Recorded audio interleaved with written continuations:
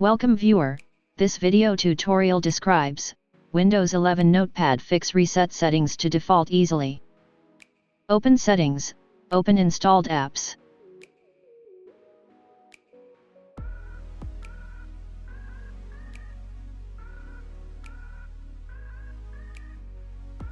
Search with Notepad.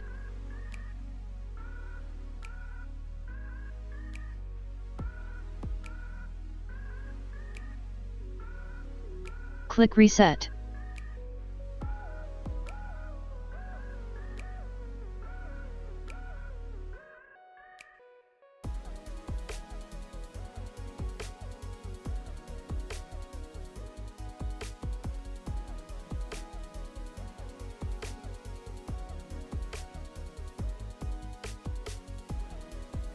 I hope this tutorial helps to you. Please like, share and don't forget to subscribe our channel. Thank you very much. See you next video.